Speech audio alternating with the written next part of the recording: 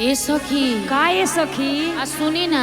हाँ आई दूरा पर देखी कैसन कैसन समधी आइल बड़न सन। आई बाप ए सखी हौ समधी और मोटकू समधी सावर बड़े दादा। अरे ए सखी हाँ। अरे कौनो गोर तो कौनो करिया बाबू। आही बा आ देखी ना एगो झुलफियो वाला आइल बा। आ एगो झोटा वाला ताकता चश्मा अरे एगो चश्मा लगा के आइल बा, अखियो फूटल बा। ऐसन बिना निमोचियो बा हो।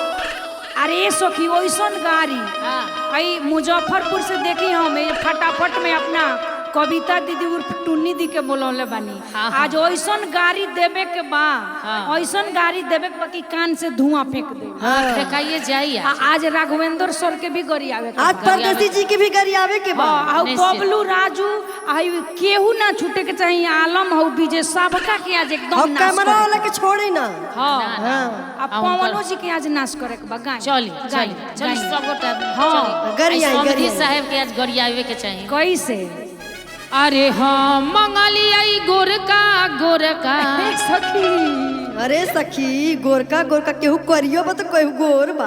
अरे हाँ मंगलियाई गोरका गोरका आ करियक्का काहे लाया रे।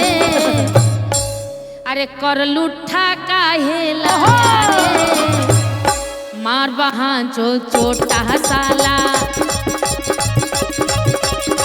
मार बहान चोटा साला पूरा गाँव हंसाया रे। मार बहन चोद छोटा साला पूरा गाँव हंसाया रे। अरे मार बहान छोटा साला पूरा गाँव हंसाया रे। मार बहन चोद छोटा साला पूरा गाँव हंसाया रे। मार बहन चोद छोटा साला।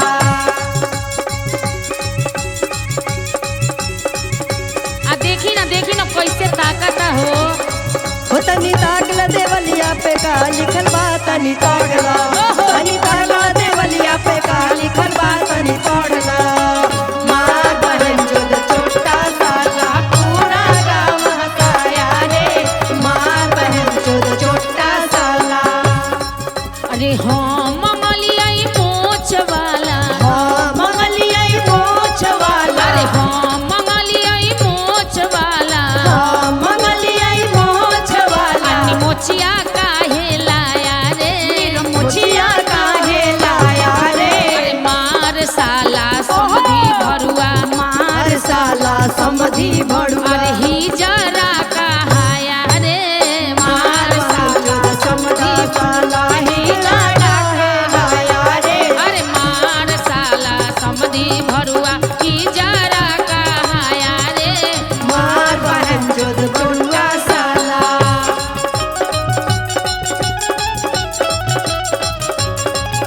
कहवा बितवला ना रतिया कहवा बितवला ना। ओहो या रतिया कहा बितावला ना। ए सखी भोला सिलवा तनी हुनहु के गा देवे के। या रतिया कहा बितावला ना। मार बहन चोद छोटा साला पूरा गाँव हंसाया रे। मार बहन चोद छोटा साला। हाँ मंगलियाई फुल पेंट वाला। हाँ मंगलियाई फूल पंट वाला। अरे हाँ मंगलियाई फुल पेंट वाला। हाँ मंगलियाई फूल पंट वाला। अरे धोती वाला काहे लाया रे। धोती वाला काहे लाया रे। अरे धोती वाला काहे लाया रे। अरे कुर्ता वाला काहे लाया रे। मार बहान छोटा साला मऊगा कहाया रे। मार बहन चोद छोटा साला पूरा गाँव हंसाया रे। मार बहन चोद छोटा साला। अरे ए सखी हाँ बोल। अरे हो के ना ताकता हो। आ देखी ना लागत जैसे लिलिए जाई का हो। अरे सखी हाँ। और हाउ देखाओ एगो हाथ बैठ बैठ के आई बा। पूरा गाँव हंसाया रे।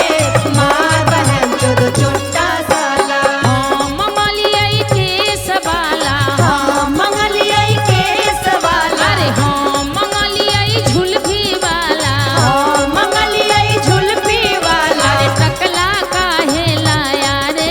अरे टकला काहे लाया रे। अरे मार साले